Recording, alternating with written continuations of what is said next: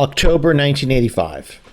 October 1985 is the landmark month that sets the tone for the rest of the decade and beyond for the video game and computer industries. But you wouldn't know it if you were there. If you were there, it would just seem like any normal month in the mid-80s, when video games were considered a fad or the latest scapegoat for the ills of the modern world. Into the vertical line, generation Atari. Into the vertical line, generation Atari.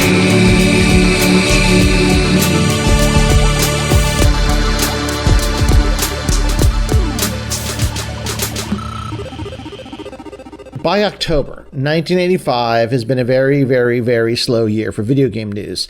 In fact, what has led up to October 1985 is a year of complete dismissal of video games. Coleco stopped production in January, taking the last fumes of the golden age with it. Jack Tramiel is still selling off warehouses full of product at rock-bottom prices, all acquired when, in July 1984, he transacted his way into ownership of the assets of the Atari consumer division, now known as AtariCrypt. The big news from Atari is the announcement of the Jackintosh, Tramiel's Macintosh killer, a 16-bit computer also known as the Atari ST. In very basic terms, Tramiel is funding the development of his new computer line by flogging the dead horse of Atari Inc.'s golden age. The Atari ST and rival Commodore Amiga both get to retail in the fall of 1985. Then there's this little guy named Nintendo. Video gamers in the USA know them mostly for their Donkey Kong, Donkey Kong Jr., and Popeye arcade games, and possibly from these weird but cool little LCD Game & Watch games that keep popping up in department stores. All are standout products, but they seem to have fallen out of favor just like the rest of the industry. So when Nintendo shows their AVS at CES in January, there's a tepid response. Even the venerable Electronic Games, now without the founding editors Katz, Kunkel, and Worley, could find little value in the AVS. Nintendo retools the AVS as the NES for the June CES, making a slightly bigger splash, with kid journalist Rostin Stovall finding it at the very least interesting. Nintendo are not daunted. They avoid using golden age names for things, substituting game pack for cartridge and entertainment system for video game, but under the hood, the NES is a video game system through and through. They plan for a New York area test launch starting in the fall of 1985, and that leads us up to October 1985, the month that launched the modern age of computers and video games. By the way, I did this month by request, as I received a comment on the last video about October 1984 from Justin Messer that said, "I wonder if you will do one of the early halcyon days of the NES." I'm not sure Justin meant this early, but here we are, October 1985. October 1st, we start the month with advertisements for Infocom games and Boys Life. In 12 months, computer games have become the only games, unless you count the straggling game cartridges still being sold for rock-bottom prices at closeout retail.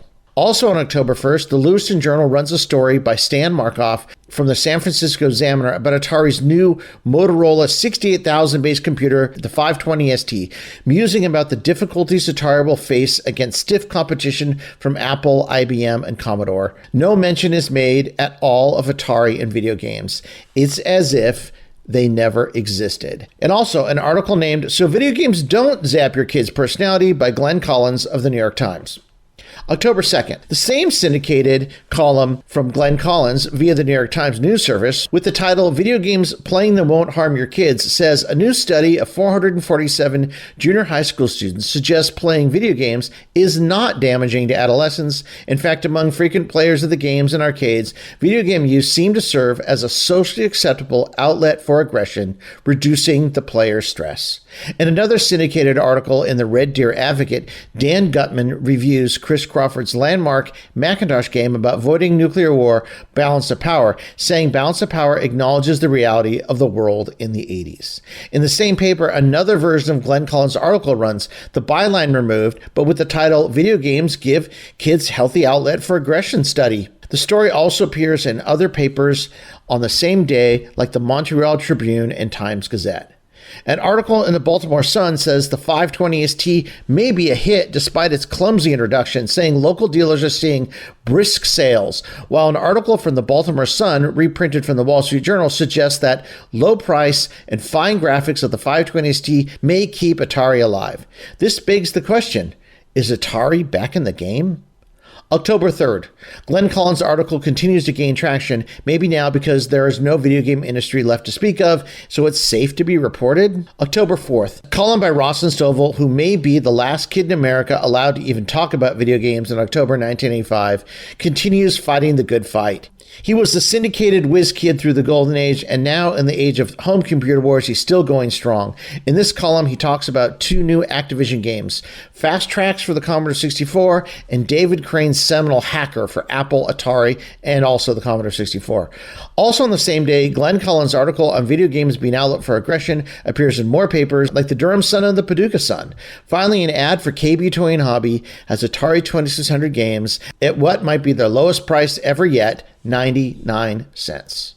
October 5th, Larry Blasco's Computer Bug column has a story about a piece of software named MindReader for the IBM PC, which purports to write for you like one of those dirty little 21st century LLMs, but instead it really just suggests words based on what you're typing. It's for the IBM PC only. The same day, up in Canada, the Ottawa Citizen has an ad where Toy City crams an Atari 2600 on the same page as a whole squadron of Transformers. October 6th, another version of Glenn Collins' syndicated column on video games as an outlet for aggression appears in the Clarion Ledger. As well, an ad in the Quad City Times for the very popular and successful Tandy 1000 computer, an IBM-compatible sold at Radio Shack for $12.99. The same day, Software City has a coupon for a 4-in-1 Infocom game sampler, while the TV show Remington Steele broadcasts an episode with the following description. Remington Steele, a video game manufacturer, turns to Lauren Steele for help when an associate vanishes with plans for the company's latest game and $5 million. October 7th, T.R. Reid and Michael Straze's column appears in the Albuquerque Journal about the new Infocom computer game, Hitchhiker's Guide to the Galaxy. As a side note, I interviewed Michael Straze once, as he was Rolling Stone's first and regular writer about the video game industry. I'll try to dig that up if anyone's interested. The story also runs in the Dayton News, and I'm sure in dozens of other papers too. Also, Glenn Collins' story appears in the News and Observer with the awkward title only a copy editor could love, Video Game Use Seems to Relieve Aggression, study says. It also appears in the Parsons Sun with a similar headline. On the same day, an article about the Pennsylvania Space Atari Users Group is in the Patriot Times, as does an ad in the Sentinel for Boscov's with the blowout Atari 800 game prices and the introduction of the new Commodore 128 8-bit machine. October 8th. Another run of Glenn Collins stories in the St. Louis Dispatch. October 9th. The Reid and Straze Infocom story in the Portland, Maine Evening Express. October 10th, Computerland runs a classified ad inviting people to learn about the new Commodore Amiga in the Albuquerque Journal, while Value City and the Lancaster Eagle Gazette and the Cincinnati Enquirer use the T word. That's right, Value City has all the game tapes you could ever want, even ones for the children. Newsday has an ad from Software Center with a ton of Infocom games on sale for the Atari 8-bit Commodore and the Atari ST, which could possibly be some of the first Atari ST games ever advertised, with the Mind Forever Voyaging being an ST exclusive in this ad anyway. King Norman's has a huge ad with all kinds of cool stuff, including the ColecoVision for $49.99, a bunch of Atari 2600 games for various low prices, plus your Black Star Fantasy Dune, Dungeons & Dragons, and Starrier action figures, 3 for $5. Also on the 10th, the high-tech pessimist and the Oregonian takes a liking to the promise of the Atari ST and the Commodore Amiga, while in the same paper a huge Atari advertisement runs for the Atari ST, comparing prices to the Amiga, IBM, and Macintosh, declaring there's only one word for these prices: rip-off. October 11th, an ad for the movie Better Off Dead, a Savage Steve Holland production starring John Cusack. I recall actually seeing this movie in the movie theater and thinking it was bizarre but really funny at the same time. This is the same day, just so you know, the Princess of Power appears at Boscov's in Reading, Pennsylvania. However, the big story of the day is Rostin Stovall's column about INTV reviving the Intellivision, but also his first thoughts after playing a prototype of the Nintendo Entertainment System. He says this: Two 8th grade friends of mine who played with the system can't wait until it's in the stores. To put it mildly, these four boys who already own computers were bug-eyed by Nintendo's system. Judging from their reaction, I'd say the world can use another game system, especially one like Nintendo's. Prophetic words, Ross and Stovall. I'm not saying this is the first preview of the NES ever written by someone in the video game press, but it's pretty damned close. And it also shows that many kids who played Golden Age games like Stovall, who graduated to computers in 1983, were also ready for a new game system by 1985. Where was Atari in all of this? Operating in a completely different theater, fighting a price war for 16-bit computers they were never going to win. All the while, the Atari 7800 languished in their vaults. It's brilliant for 1984 era games getting stale by the minute. Meanwhile, kids like Stovall and his friends get their first taste of Hogan's Alley, Kung Fu, and the magnificent Excite Bike and never look back. Anyway, also that day, a classified ad had an Atari 800 XL and 1050 drive for $249, which at the time was pretty much the price of a disk drive alone. But you know what? Who cares? Nintendo has arrived. October 12th. Simon & Simon tackle video games in their own way on ABC with a show that has the following description. Simon & Simon, Rick and AJ encounter all sorts of danger when they try to transport a video game from San Diego to Las Vegas. October 13th.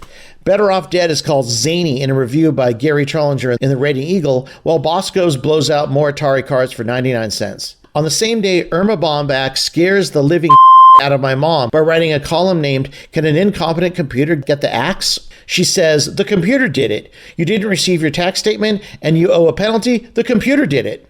Zaire has the dead as nails Coleco Adam for $2.99 in the Charlotte Observer, while in an article in the San Francisco Examiner by C.W. Moranker covers the entire computer landscape for Christmas 1985, leaving out the 8-bit Atari machines because they've been beaten into the ground by Commodore in the 8-bit home computer war, but also the Tandy 1000, which just shows how little love Radio Shack got in the press when their machines were actually a pretty big hit. The same day, John C. Dvorak in the San Francisco Examiner writes about the Commodore Amiga versus the ST siding with Atari, saying, "One final note, I know at least 3 people who have quit their jobs to work on software for the Atari. One person I know folded his newsletter so he could concentrate on software for the Atari. He did it after analyzing the Atari circuitry and determining that one day the Atari ST could be manufactured for $50 or so. I'm voting with him." October 14th, an article in the Standard Star by Robert Lindstrom sings the praises of the new Commodore Amiga, saying, "Enter the Amiga with enhanced sound, graphics, and computational abilities that represent the next generation of personal computers. The Amiga is seen by some as the gateway to new vitality in personal computers." October 15th. Tandy 1000 is advertised for $12.99, which is close to the price of the 520 ST and color monitor. No one talks much about Tandy, but the computer sold like hotcakes. You know what was not hotcakes, though? Radio Shack's ad design, which honestly, at this point in 1985, had not changed much since the mid-1970s. An article from Lisa Raleigh in the Kansas City Star shows some surprise that Atari has advertised the 520 ST in an issue of Macworld, while an ad in the Star Tribune shows Nintendo Game Watches on sale for $10. October 16th. Sam's has an ad with the Commodore 128 on sale for $2.99, and Activision Pitfall, Space Shuttle, Greatest American Road Race, and River Raid for the Commodore, also on sale for $17.97. October 17th. A computer file article in the Fort Murray Today says that Commodore, even while they have the best-selling home computer line, has seen a huge loss of $128 million in Q3 1985 and are pinning all of their hopes on the more serious Amiga computer line. So while it seems that Jack Tremill's price cuts on the Atari 8-bit computers may have hurt his old company, they are still fit for fighting with the new machine. An ad in the Aegis from Microcomputer Center shows the latest Apple prices, the 8-bit 6502-based Apple IIc being priced competitive with the 520 ST and the Amiga, while an ad in Miko Electronics has Nintendo Game & Watch for $19.95. October 18th. The Abilene Reporter News publishes Ross and Stovall's story about the NES, and I'm sure it was replicated in many other newspapers as well. Meanwhile, the Dayton Daily News has an advertisement from Fairborn Home Computer with insane pricing on some Atari 8-bit computer packages based on Tremill's newly designed XE line with a new 130 XE 1050 disk drive, 1027 printer, and Atari Writer software for $447. October 19th. In his computer bug column, Larry Blasco writes about the growing pains of the home computer industry, highlighting the resignation of Steve Jobs from Apple, the huge quarterly loss from Commodore, and the 10% price cut for the IBM PC Junior. October 20th. Boscov's has Commodore's own computer package with the Commodore 64, notoriously unreliable 1541 disk drive, and the phenomenal 1702 color monitor for $499. Toys R Us has the Commodore 64 for $149. Radio Shack has the Tandy 1000 down to $999. John Markoff covers Jack Tramiel in a Courier Post wire story where he points out that the lack of software for the 520ST is hurting it in the eyes of consumers. KB has the Voltron Commander set for $999. The Times Herald has their own story about video games by Steve Sibylla with the tagline, "Arcades fade away as novelty wears off." He goes on to make some valid points about the emergence of tokens devaluing the cost of every game, and even says this at the end: interest is still there, strong enough to guarantee that video games will never die out. The article comes complete with an amazingly cool video games title, and as a bonus, nowhere in the article does Mr. Sibylla use the F word. Fad. Thank you, Steve Sibylla. You are a prophet among mere men in October 1985. October 22nd, Jack Hartman has Apple computers on sale in the Roanoke Times, while Kmart has all the Halloween costumes every Zennial millennial wanted in 1985. October 24th, the Journal Herald has an ad from Electronic Connection with a complete 520ST color system for $899, while an ad in CompuWare in Province has a full page of full-priced Apple, IBM, and Commodore software. October 25th. You know what is not full priced in 1985? Star Wars action figures.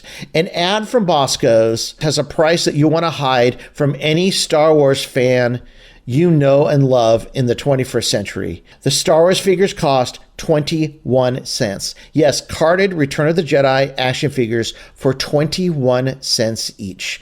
In 1985, honestly, it's true. Almost no one cared about Star Wars any longer. October 26th, Larry Blasco in Computer Bug reports that the newly Steve Jobless Apple will be cutting Macintosh prices for Christmas 1985. October 27th, Frank and Ernest muses about computers, junk mail, and the national debt. The same day, you can get 25 cents off the new G.I. Joe breakfast cereal. Or you can get an Atari-themed Halloween costume for $1.99. The Computer Bar in Pensacola, Florida says the new Commodore Amiga is now in stock, making the Atari ST's pole position to the market moot and probably DOA. The Columbian has an ad for Atari 1500 for $49.95, while Dunn Gutman, in his computer report column, lists the pros and cons of buying a Jackintosh, closing with an unfavorable comparison to the new 68,000 base competition, saying, "The Atari may have color, but the graphics, animation, and sound don't compare to what you get on Commodore's more expensive Amiga."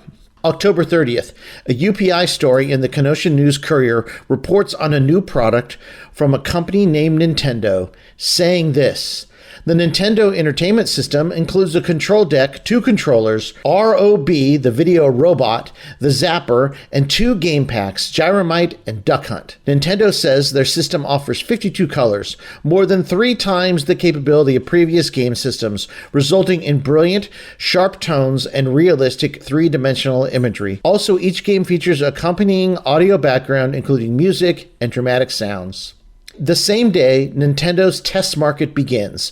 Newsday and Nassau, New York has one of the first ever advertisements for the Nintendo Entertainment System, priced at $149.95 at Homart Appliances.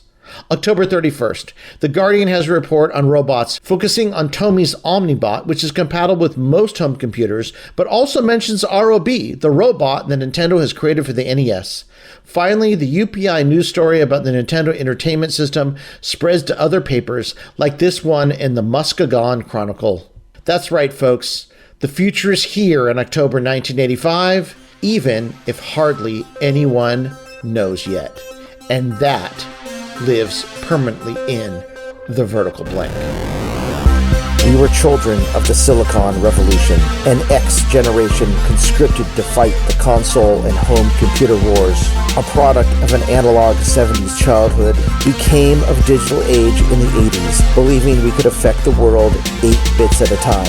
Armed with joysticks, full-stroke keyboards, Jolt Cola, and MTV haircuts, we proceeded into the vertical blank. There, we stayed up late at night, devising incantations from D&D rulebooks and beginners' all-purpose symbolic instruction code. Video games were the match, and programming was the fuse, as the infinite possibilities of the digital world exploded into the internet age to come. We are Generation Atari. Into the vertical blank.